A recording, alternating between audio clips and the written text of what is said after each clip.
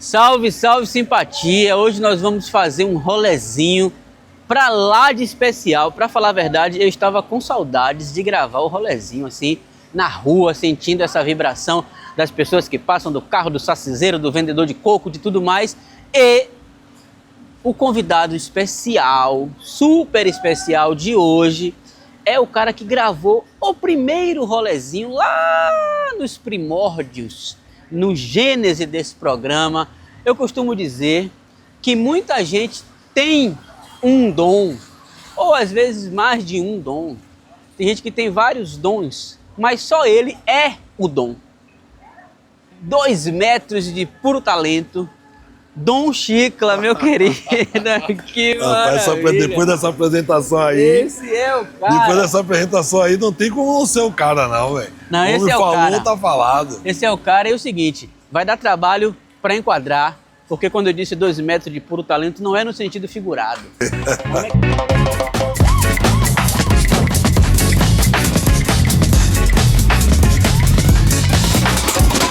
Mas o primeiro rolezinho com Dom foi lá em Cajazeiras, esse bairro, Isso. de onde ele é oriundo. E este novo rolezinho é aqui no Santo Antônio do Carmo, o bairro onde eu moro. Eu sou do Curuzu, mas moro aqui já faz um tempinho, já tenho cidadania. E é um lugar maravilhoso. Foi Dom que escolheu. Eu achei uma excelente escolha pra gente caminhar aqui em paz, mas cumprimentando todo mundo. Eu amo aqui. O menino produtor, quando perguntou por que seria Santo Antônio, ele tem uma ligação muito forte com o Santo Antônio, porque o Santo Antônio, eu e minha mulher, a gente é o nosso point para a gente se reenergizar. Tem os barzinhos que a gente escolhe para sentar, onde eu posso pegar um violão e tocar de boa e caminhar por aqui, por essas ruas. Então eu disse, poxa, vai ser no Santo Antônio porque tem essa energia. E aí um dia desse eu vim jantar aqui no Santo Antônio, eu descobri, entre outras coisas, que minha mãe, vim jantar com minha mãe aqui, com o padrinho de minha esposa, aí minha mãe falou, minha infância eu morei aqui. Aí levou a gente na casa que ela morou. Minha mãe morou aqui na infância dela e tudo. E foi aqui que minha mãe conheceu meu pai, que começaram a namorar, na verdade. Zorra, Dom. E aí, quer dizer, o Santo Antônio... Aí por isso eu digo... Tem a ver com a sua... Você começou a ser feito no Santo Antônio também. E também, com certeza. Você é um compositor muito versátil. E, mais recentemente, vem se dedicando assim ao samba com mais direção, com mais afinco. O samba hoje está, inclusive, digamos, na moda. O samba é uma tendência, muita gente fazendo projeto de samba. Mas você e o samba é uma relação que já vem, inclusive, ancestralmente, porque seu pai, Roque Betecourt, é um grande sambista. Eu queria que você falasse um pouquinho de como é seu caso de amor com o samba. A minha relação com o samba é essa, é uma relação de DNA. E eu sempre falei isso, todos os meus parceiros, todo mundo conhece, todos os meus amigos, sabe? Que eu sempre tratei o samba e sempre vou tratar o samba com o máximo respeito, justamente por ele ser esse DNA. E eu tive que caminhar, passar por toda essa fase musical que eu passei, compondo com 3060, com o Grupo Sarau Mania. Aí depois veio Conexão Negra, né, que é o samba de roda, que hoje está em alta aí, as músicas, as composições, minha do meu parceiro André, composições de 2 décadas, James. O compositor, ele acredita, primeiramente, que ele sempre vai ter o poder de fazer um hit. Na cabeça do compositor, inicialmente, é isso. E eu, quando eu estava dessa tenra idade de sucesso, que é maravilhoso, sabe, James? Eu também achava isso. Só que eu não conseguia. Eu estava tentando fazer um outro pererê, um pererum, um sei lá o que, para poder dizer assim, vai estourar de novo, para ser uma sequência de estouro. E, na verdade, eu não conseguia. Aí veio essa frase. Meu coração entendeu? tá mandando eu fazer. Meu coração tá mandando fazer samba de roda. Na hora, eu fiz o Sol maior. E já fui para outro ritmo, né? Porque eu tava só no axé. E ele disse, aí fui pra outro ritmo. E o coração tá mandando fazer samba de roda. Essa paixão é antiga. Eu descansei a mente e obedecia o coração, porque a mente estava já atribulada, querendo fazer, achando que é uma receita de matemática, né? E não é. Com o tempo você descobre que não é uma receita de matemática. Aí você relaxa, e aí foi aí que saiu essa música. E dessa começou a sair o repertório da Conexão Negra, que foi o grupo de samba de roda que eu e meu parceiro André, a gente se juntou junto com o Cassiano, que é um cara incrível de saxofonista, flautista, e chamamos Codó e fizemos o Conexão Negra. Você falou do Conexão Negra. Queria que você falasse um pouquinho assim, um apanhado dos trabalhos que você já fez, dos grupos, dos trabalhos seus e tal. Ó, minha história começa mesmo com o Grupo Sarau, né? Minha história começa com o Grupo Sarau, mas em Cajazeira 7, isso em 1986, eu já manifestava esse lado artístico, porque diferente dos meus irmãos e meus primos, eu não fui criado o tempo todo no Garcia, né? Eu nasci no Rio de Janeiro, e agora minha mãe pediu até para corrigir nas entrevistas, que minha mãe falou que eu estava falando uma coisa errada. Minha mãe disse que, você fala que foi feito aqui. Você não foi feito aqui, seu pai morava no Rio. E eu morava no Rio, eu não sabia dessa história. Então você morava no Rio, então você foi feito realmente no Rio. Nasceu no Rio. Nasceu no Rio e vim para cá com 8 anos, que é a capa do meu disco, né? Do disco Acredito no Incrível. Essa capa eu com a foto lá no beco, lá com meus primos, no Beco do Garcia. Meu pai, o primeiro instrumento que meu pai botou na minha mão, meu pai queria que eu aprendesse a tocar violão 7 cordas. E aí tem um cara que é mestre, que era o Reinaldo, que ela não é, mestre Reinaldo, inclusive um beijo pra você, mestre. E aí Reinaldo foi para querer me ensinar 7 cordas, só que Reinaldo é um cara muito radical, o professor. Aí ele chegou assim para ele e dizia, Roque, esse menino não vai aprender 7 cordas, nem 70 anos, você tá maluco? Aí quando chega em Cajazeira, é que realmente a minha formação musical é em Cajazeira, com o meu professor Bira Monteiro, de percussão, que eu venho para aqui pro Balé Folclórico, com Bira, e comecei a tocar as aulas do Balé Folclórico. Aí começa toda a minha história. Até eu fazer parte de um grupo, eu já era percussionista já, que foi aí o Grupo Sarau, que quando eu conheci André, eu me lembro que foi numa festa de fim de ano, aquelas festas de banco, no Banco Real que tinha na Pituba. Não existe mais esse banco, né? Banco Real. Banco Real na Pituba. Real agora é o dinheiro, real. Real agora é dinheiro. Aí tinha esse Banco Real que foi lá na Pituba, olha que coisa interessante, que isso é muito interessante. Eu toquei com esse André nesse banco, na festa desse banco, Grupo Sarau, e foi nesse mesmo banco que eu recebi meu primeiro royalty, quando o Ivete gravou Pererê. Foi nesse mesmo banco onde eu conheci André, e aí a gente começa com o Grupo Sarau. O Grupo Sarau, André falou uma coisa engraçada, que eu fui dar canja no Grupo Sarau, acabei ficando no Grupo Sarau, botei um bocado de gente pra fora do grupo, que eu não sabia tocar, que eu cheguei fazendo a limpeza, e entrei no Grupo Sarau.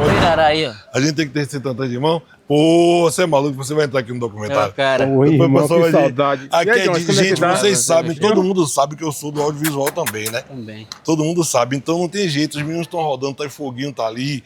Tem muita gente aqui, estão vindo, estão rodando, a gente tá no meio do set aqui, passando, andando, Salvador é isso. Perturbando, É sempre um prazer, viu, meu gato? Boa, saudade de vocês, saudade. Beijo, Dija. E é isso, ó o Foguinho lá, ó. Ó o Descarado Foguinho aí, aí. viu? Não, Cuidado. esse Foguinho é do bem. É. Esse Foguinho não é descarado. Mas é descarado. Quando surgiu as empresas, Bicho da Cara Preta e todas as produtoras que estavam ali alicerçadas nesse axé music, né? Que é como o Sul e o Sudeste começou a conhecer, com axé music e tudo isso. E primeiro foi incrível, porque a Bahia começou a ser realmente respeitada. Só de você chegar no hotel, quer dizer, para a banda da Bahia, banda de axé, os caras já ficavam... Então isso teve esse respeito muito grande. Mas a gente conseguiu entrar na história pelas composições, entendeu, James? Por quê? Porque mesmo que a gente não tivesse empresário nem produtora, a gente tinha composições muitas dessas que foram regravadas por artistas que estouraram, como o próprio El Chan. Ah, qual é, nego? E aí, massa? Pelo próprio El Chan, que estourou músicas nossas, composições minhas, composições de André. E eu também... E aí, quando aconteceu isso, eu estava até com o André em São Paulo, e Dança dos Esquisitos estava estourada. Dança do esquisito. Mostra aí, vamos pra onde tá falando, tá sentado. Que dança tão pirada eu acabei de aprender. Fui lá na Baeté, na quadra do Malê. E vovô a criancinha, tô ficando aflito. Vou pra frente, eu vou pra trás, na dança do esquisito. Quem não dançou isso no Brasil? Tá bonito, tá bonito. É na dança do esquisito. Tá bonito, tá bonito. Eita! Aí teve também. Ninguém resiste, ninguém resiste. 30, 60, 90, 120. Ninguém resiste, ninguém resiste. 30, 60, 90, 120. A lourinha já deu 30. A morena deu 60. E duas deu 90 e lá vou eu por 120. Ninguém resiste, ninguém resiste. 30, 60, 90. Isso E tomou o povo conta do disse que a Brasil, música né? baiana não era educativa. Total, Muita gente velho. aprendeu a somar por causa dessa música. Eu fui testemunha de ouvir o nosso grande professor e saudoso Éder Rangel falar justamente que o movimento do axé deu uma pedrada no pé de jaca e caiu uva. Ele falou isso, entendeu? E ele falou por quê? Porque sabia-se que todo mundo que estava fazendo um movimento musical não tinha ciência da riqueza do movimento em si, musical. Isso se deu como? Isso se deu quando o axé realmente se transformou em comércio, os números começaram a ficar estratosféricos dentro de gravadora, com venda de CDs, né? Com as bandas baianas merecidamente atingindo marcas incríveis. E aí, essas bandas que hoje seriam Big Techs se transformaram no que se transformaram. Todo mundo querendo defender o seu, mas se esquecendo de, aí eu vou também saudar outro saudoso, que é o mestre Letieri Leite. E Letieri me falou, Letieri disse isso, disse, essa riqueza que está sendo destruída e não está sendo replantada vai fazer com que a música da Bahia não deixe de existir. A música sempre vai existir. Agora aquele fogo alto vai baixar e vai ficar aquele fogo brando para sempre, mas que com a riqueza que está sendo destruída, ela nunca mais vai voltar a ser o que ela poderia ser se fosse cuidada da forma que deveria ser cuidada. Mas ninguém quis isso. Todo mundo só quis para si. E aqui, dentro de Salvador, se você não fizer parte de um grupo, que esse grupo seja um grupo influente mercadologicamente, ninguém vai te conhecer, independente de viralização ou não viralização. Os empresários ainda mandam na engrenagem. Eles mandam na engrenagem, os empresários. Vem cá, Dom. Fale um pouquinho do disco Samba de Dom. 10 músicas. Você escolheu 10 pérolas finas para representar essa sua relação com o samba. Fale um pouquinho de como é a concepção, de como é que tá esse disco que está chegando por aí. Esse disco é meu sonho, esse disco está pronto. E é um disco que eu venho falando muito dele com as pessoas, porque são composições de 2 décadas, composições até de 2 décadas e meia, que está nesse repertório. E é a minha consagração. Eu falei para meus amigos todos, né? Eu disse, rapaz, esse disco é a minha consagração, mesmo que só eu ouça. Lógico que eu sei que todo mundo vai ouvir. E o disco é um disco que surge com a ideia de muitos anos atrás, de 5, 6 anos atrás, mas que nunca foi concretizado justamente porque eu tinha que passar por esse processo que eu falei para você, do Parque Sonoro, da Conexão Negra, do início do 3060. Eu precisei passar por isso para ser hoje o músico que eu sou, para ser o intérprete que eu sou. E esse disco, ele só foi possível justamente por isso, porque eu passei por tudo isso. Então esse disco é muito importante. São 10 músicas inéditas. O nome do disco é Acredite no Incrível, que é uma frase que o nome do disco é Acredite no Incrível. O nome do disco é Acredite no Incrível. Eu achava que o nome do disco era o Samba de Dom. Não, Samba de Dom é uma festa que a gente faz. Que é o samba que a gente faz, que a gente leva a galera, que eu chamo Samba de Dom. Mas o disco é Acredite no Incrível. E essa frase Acredite no Incrível é de um Ogã que já fez a passagem espiritual dele, que é um Ogã muito velho. E ele falou para mim uma vez essa frase, Acredite no Incrível. E eu perguntei para ele o que é acredito no incrível. Ele falou, você vê o vento? Eu disse, não. Você pega no vento? Eu disse, não. Mas ele não te refresca? Não balança seu cabelo? Isso não é incrível? Isso é incrível. Então acredite no incrível. Então esse disco é isso. E tudo. E eu tenho levado essa frase para minha vida. Acredite no incrível. E eu falo para todas as pessoas. O incrível não é o seu carro que você merecidamente comprou. O incrível não é sua casa. Porque quando você partir, ela vai ficar. Seu carro vai ficar. O incrível, na verdade, é você. Então esse disco é um disco arregimentado por Igor Souza. Aí já foi ideia de Saulo, porque Saulo é o diretor artístico. E por que tem Saulo? Por que tem Chico Kertz? Por que tem Igor Souza nesse disco? Saulo e Chico Kertz eram os caras que já há muitos anos, no meio de Conexão Negra, no meio de Parque Sonoro, vem dizer, você tem que ter seu disco de samba.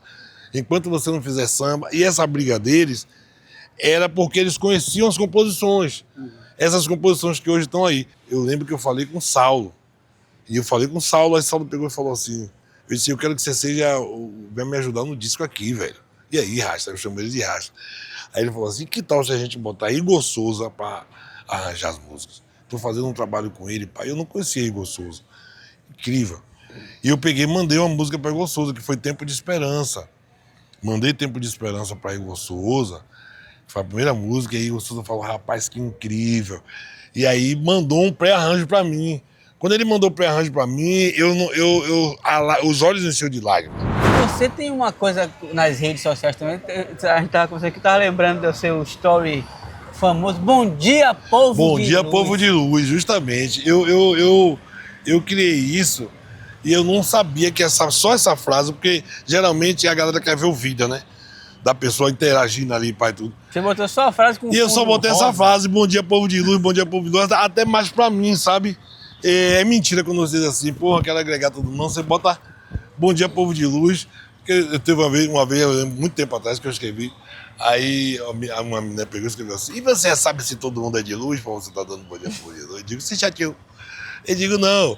Aí só que hoje, quando eu não coloco... O povo cobra. Aí a galera, pô, você não botou Bom Dia, Povo de Luz. Tá acontecendo para ter alguma várias coisa, pessoas. Tá acontecendo alguma coisa, Dom? Justamente. Aí você diz o quanto é importante que a escrita, né? Que as pessoas querem tanto acabar com a escrita, mas o quanto a escrita é importante, né? O quanto as pessoas se apegam em uma coisa. Bom Dia, Povo de Luz, aquilo ali pode mudar o dia de uma pessoa, entendeu? Dom, prazer enorme, Prazer sempre todo meu, conversar com prazer. você. Tudo meu, sempre junto. prazer todo meu. Tamo junto. E é isso, fiquem ligados que em breve em todas as plataformas e também Samba de Dom. no formato físico palpável. Acredite no incrível, Dom Chico. Ei! Vem mãe, vem pai, bota a mão na cabeça e vai mexendo. Aqui na Bahia é assim, viu? Vem mãe, vem pai, você não vai fugir de mim, vai balançar, gostoso assim. Vem viola, vem sambando, vem viola. Ai, Nossa Senhora, no rolezinho é bem melhor, cara. Por hoje é só.